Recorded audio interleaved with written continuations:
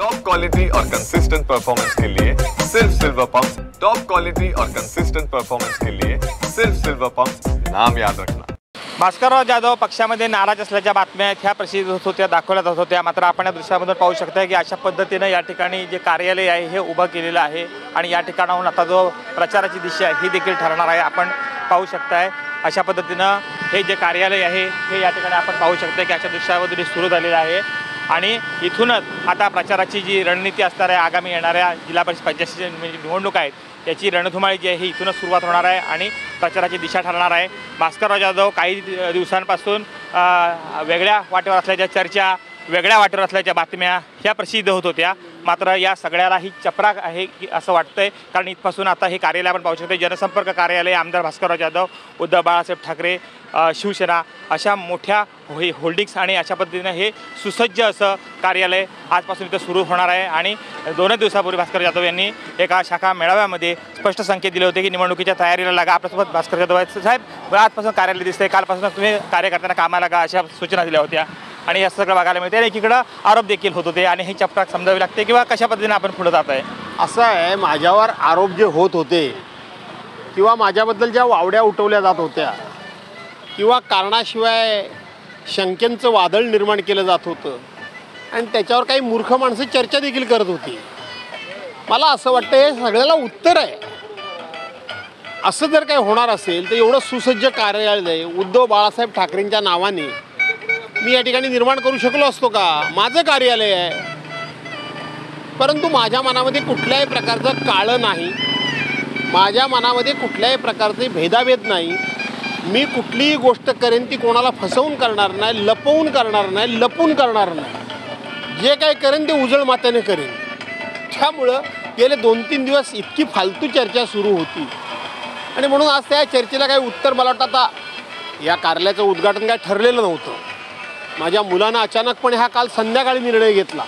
माझ्या पत्नीचा आज वाढदिवस आहे, त्याचं निमित्त करून अजून काही थोडंफार काम शिल्लक आहे, 4-8 दिवसानं करू म्हटलं। परंतु पत्नीचा वाढदिवस आहे, ती खंबीरपणे पाठीशी उभी असते, कधीही ती पुढे कुठे नसते। मग माझ्या मुलानं सांगितलं की आपल्या आईच्या वाढदिवसाच्या निमित्तानं पप्पा केलं तर चांगलं होईल। मला आवडलं, मी लगेच होकार दिला, त्यांनी तयारी केली आणि म्हणून या सगळ्या चर्चांना मला असं वाटतं याच्या इतकं उत्तम उदाहरण कुठलं नाही। भास्कर जाधव नेहमी स्पष्ट बोलतात, एकदम स्पष्ट, मनात काय ठेवत नाहीत आणि जे मनात आहे ते तुम्ही बाहेर बोलता, त्याच्यामुळे सर्व वादंग निर्माण झाला। वादळ काय, ज्यांच्या मनामध्ये काळं आहे ते वादंग निर्माण करतात। आमच्या मनामध्ये काळं नाही, आम्ही जे आहे ते स्पष्ट बोलतो, तोंडात एक, ओटात एक आणि पोटात एक। हे माझं काम नाही आहे। मलाही गप्प राहता येईल, मलाही लबाडी करता येईल, मलाही खोटं बोलता येईल, मलाही देखले देवा दंडवत करता येईल, मलाही कोणाला बरं वाटेल असं बोलता येईल। पण कोणाला बरं वाटेल यापेक्षा खरं काय, कोणाला बरं काय वाटेल याच्यापेक्षा खरं काय हे बोललं पाहिजे। आणि म्हणून उद्धव बाळासाहेब ठाकरेंचा पक्ष हा पुन्हा रत्नागिरीमध्ये उभा करायचा या एका ईर्षेने मी कामाला लागलेलो आहे। भारतीय जनता पार्टी इलेक्शनच्या वेळेला नवनवीन मुद्दे आणत असते, आताच्या देखील निवडणुका ह्या येऊ घातलेल्या आहेत। काय वाटते आपल्याला, कशा पद्धतीनं पुन्हा एकदा डावपेच असतील निवडणुकीचे? आपण याच्यावर बोलू। भारतीय जनता पार्टी हा पक्ष आता शिल्लक राहिला आहे का?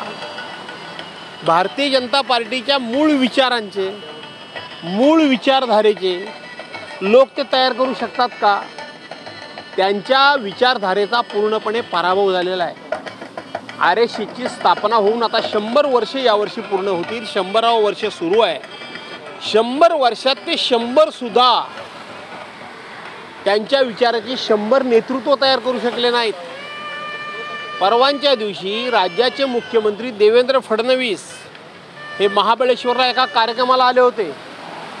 या बाजूला देवेंद्र फडणवीस मध्ये बसले होते, उजव्या बाजूला अशोकराव चव्हाण, त्याच्या बाजूला अजितदादा पवार, त्याच्या बाजूला प्रफुल्लभाई पटेल, त्याच्या बाजूला छगनराव भुजबळ, इकडच्या बाजूला काय काय ते एकनाथ शिंदे त्याविषयी आले नव्हते, पण आणखीन सुनील तटकरे की ज्यांच्यावर भाजपाने भ्रष्टाचाराचे आरोप केले त्यांना बरोबर घेऊन कुठेतरी भाजपचा नावाला एखादा माणूस आता शिल्लक राहिला आहे। त्यामुळं भाजपचे लोक म्हणू नका, दुसऱ्या पक्षातले लोक चोरून दुसऱ्या पक्षातल्या लोकांना त्या ठिकाणी ब्लॅकमेलिंग करून त्यांनी आपल्या पक्षात घेतलेत आणि ते निवडणुका जिंकतायत। ही सत्तेची आलेली सूज आहे. ही ED, CBI, NIA, income tax अशा चौकशी एजन्सीमुळं भारतीय जनता पार्टीला आलेली सूज आहे. ज्या दिवशी सत्ता जाईल त्या दिवशी एखाद्या माणसाच्या हातावरची पायावरची सूज ओसारल्यानंतर ज्या पद्धतीने त्याच्या त्वचेचं विद्रुपीकरण होतं ना, तसं या पक्षाचं विद्रुपीकरण होईल एवढंच मी तुम्हाला सांगतो. पण EVMचा मुद्दा छोटे परत ऐरणीवरती येतो, निकालाचे विषय येतात. वाटतं ह्याच्यातून लोकशाही पुढे जाईल? कशी जाईल पुढे? का 45 दिवसामध्ये झालेले मतदान आणि मतदानाचे पुरावे नष्ट करण्याचा भारतीय जनता पार्टीनं कायदा का केला? याचा अर्थ दाल में कुछ काला आहे. भारतीय जनता पार्टीला माहिती आहे आपण न्यायानं आणि आपण लोकांचा विश्वास कमवून निवडणूक जिंकलेली नाही, ही आपण काळा बाजार करून निवडणूक जिंकलेली आहे. त्यामुळे हे उद्योग ते करतायत. धन्यवाद. महानगरपालिकेच्या निवडणुका लागत आहेत, कशा पद्धतीने तयारी असणार आहे आणि कसं यश मिळेल? माझ्या मतदारसंघामध्ये कुठेही महानगरपालिका नाही. नगरपालिका आणि जिल्हा परिषद पंचायत समिती आहेत. माझ्या कार्यक्षेत्रामध्ये नागपूर आणि चंद्रपूरला महानगरपालिका आहेत. तिथे फार काही पक्षाची परिस्थिती चांगली आहे असं काय नाही, परंतु मी तिथे बऱ्यापैकी पक्षाला उभारी देण्याचा प्रयत्न करणार आहे.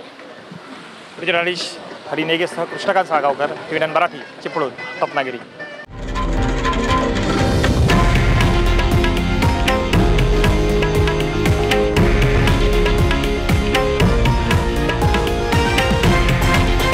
हे आहे देशातील नंबर 1 न्यूज नेटवर्क आणि आपण पाहत आहात TV9 मराठी, एकमेव.